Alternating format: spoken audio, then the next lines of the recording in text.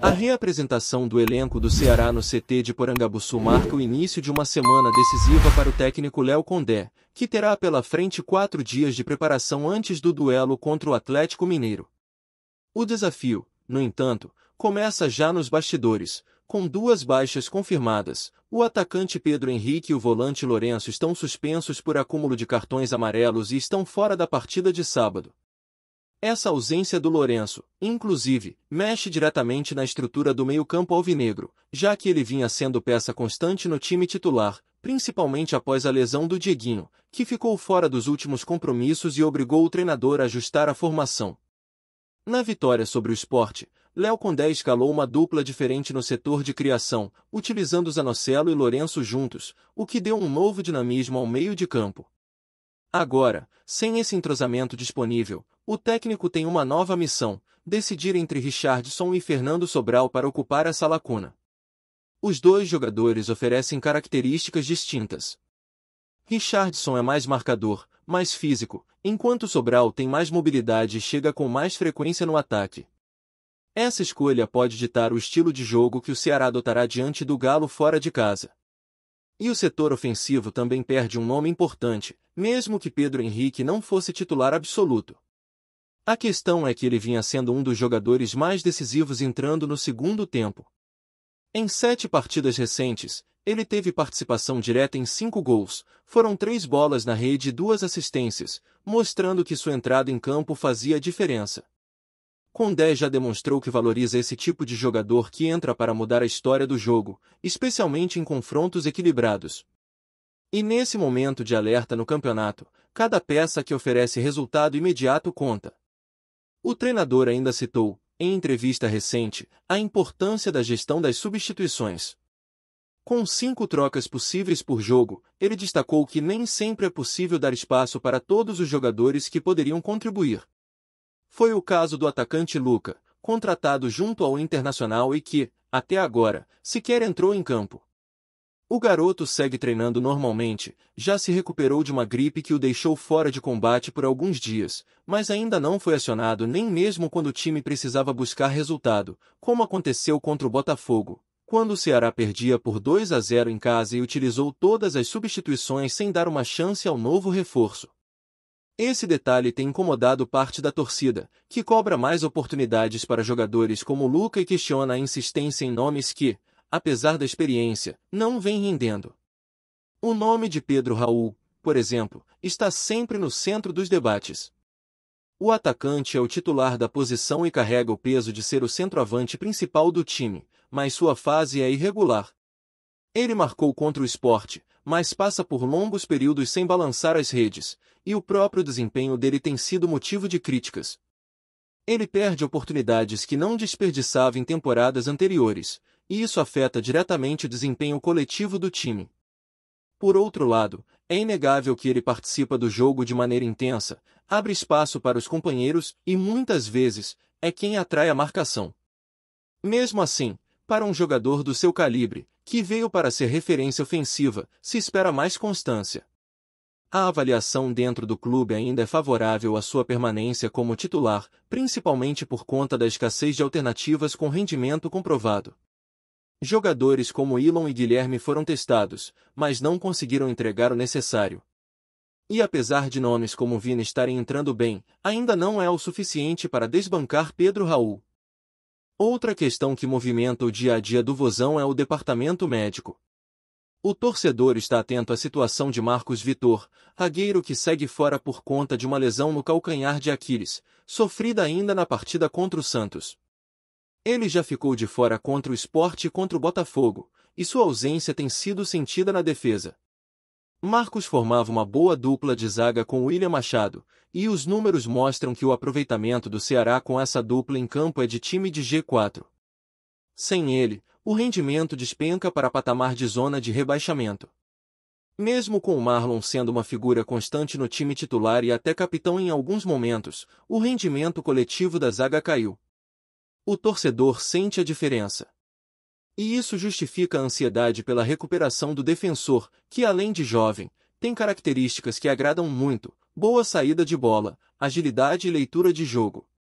Ele surgiu na base do próprio clube e marcou seus primeiros momentos com arrancadas inesperadas, como aquela contra o Flamengo, quando levou a bola da defesa até o campo de ataque. É esse tipo de qualidade que faz falta nos jogos mais pegados. Se por um lado a presença de Marcos Vitor ainda é dúvida, por outro, a expectativa em torno do retorno do Dieguinho é mais otimista.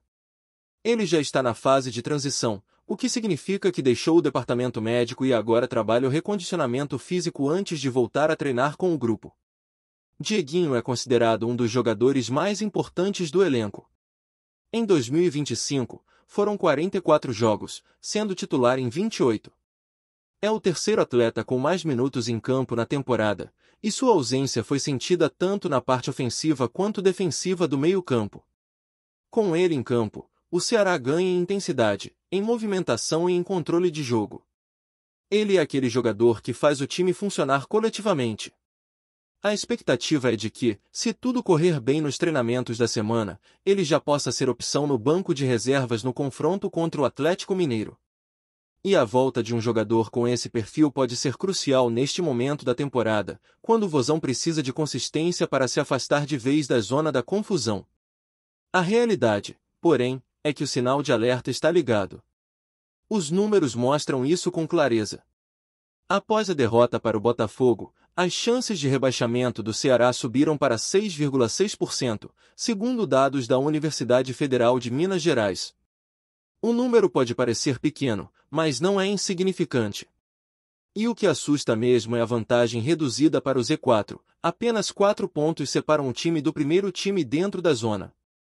Ou seja, 2 tropeços seguidos podem colocar o alvinegro diretamente no olho do furacão. O Ceará caiu da 10ª colocação para a 13ª com 35 pontos em 28 rodadas. São 9 vitórias, 8 empates e 11 derrotas. 1/3 dos jogos foi perdido. E se a gente olhar o recorte de semanas atrás, quando o time chegou a ter quase 50% de chance de disputar uma competição internacional, o cenário atual é de pura preocupação. Em questão de poucas rodadas, o sonho da Sul-Americana virou luta contra o rebaixamento. E isso mostra o quão imprevisível é o futebol. Nada está garantido e qualquer oscilação pode custar caro. Matematicamente, o Ceará precisa de pelo menos 10 pontos nas últimas 10 rodadas para alcançar os tradicionais 45, que costumam garantir a permanência. Isso dá um aproveitamento de 33%. Parece viável, mas quando se observa a sequência de adversários e a instabilidade recente, não é tão simples quanto parece. Ainda mais jogando fora de casa contra um Atlético Mineiro embalado, que vai disputar uma semifinal continental e joga em um dos estádios mais hostis do país, a Arena MRV. E tem outro dado que preocupa. O time tem mais derrotas do que vitórias. O saldo é negativo para um elenco que se preparou para brigar na parte de cima da tabela. O setor ofensivo continua sendo um problema, com dificuldade para transformar volume de jogo em gols. O próprio técnico Léo Condé já admitiu isso em entrevistas. O Ceará até cria, mas finaliza mal. O jogo contra o Botafogo foi mais um exemplo disso.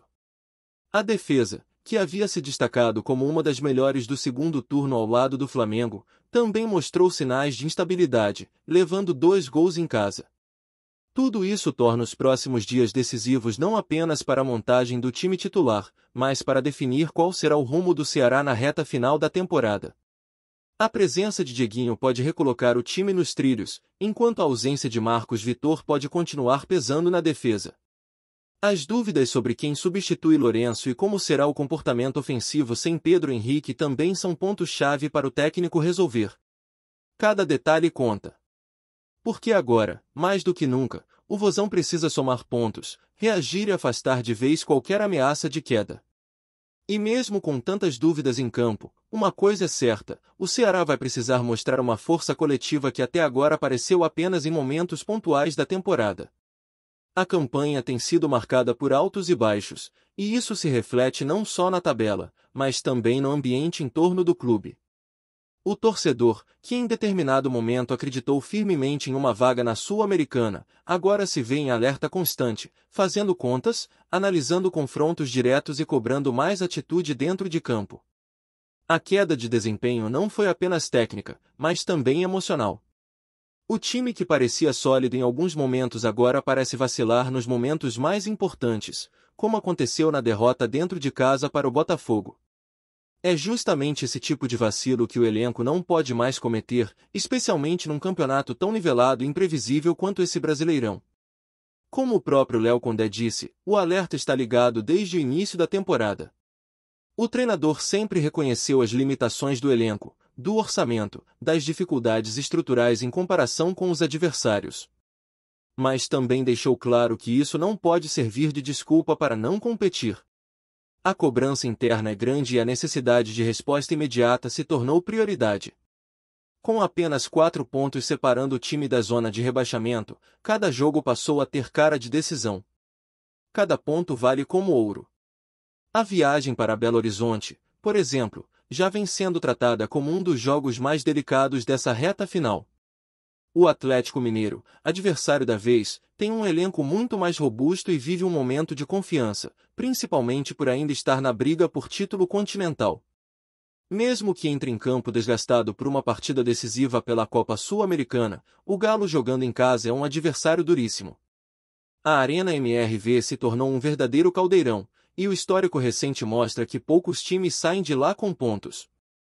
O Ceará, portanto, vai precisar de um plano de jogo muito bem executado, apostando na compactação defensiva, em uma transição rápida e, principalmente, na eficiência nas poucas oportunidades que surgirem. Gostou da informação? Deixe seu like, compartilhe com os amigos e comente sua opinião sobre o que está rolando no esporte.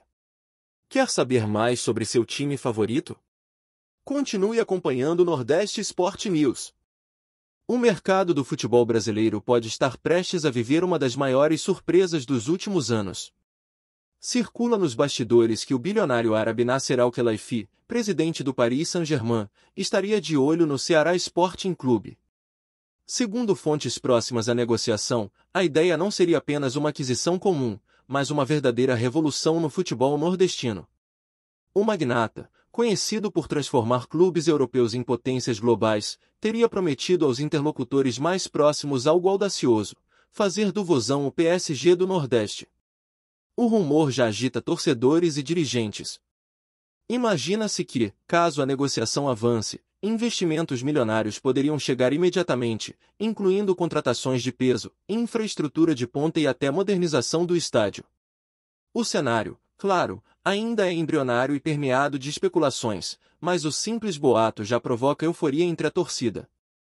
Alguns fãs já sonham com estrelas internacionais vestindo as cores alvinegras e com o Ceará disputando com força títulos nacionais e até visibilidade internacional, algo impensável até pouco tempo. Ainda não há detalhes oficiais sobre valores, datas ou estratégias de marketing que Al-Khelaifi pretendia implementar.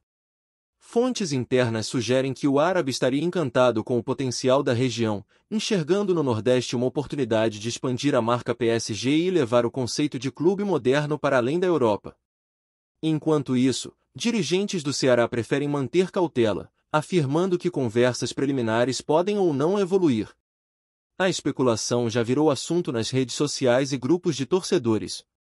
Memes, vídeos e debates fervilham, mostrando que a simples possibilidade de ver o Ceará sob comando de um dos empresários mais influentes do futebol mundial é suficiente para colocar o clube no centro das atenções. Resta agora aguardar os próximos capítulos dessa história que, se concretizar, pode mudar para sempre a cara do futebol nordestino. Até lá, torcedores se dividem entre o ceticismo e o sonho de viver o que seria, sem exageros, um verdadeiro PSG do Nordeste. Obrigado por assistir ao Nordeste Sport News. Se você quer estar sempre atualizado sobre o que acontece no futebol do Nordeste, inscreva-se no canal e junte-se à nossa torcida. Até a próxima, e que venham mais vitórias para os nossos times.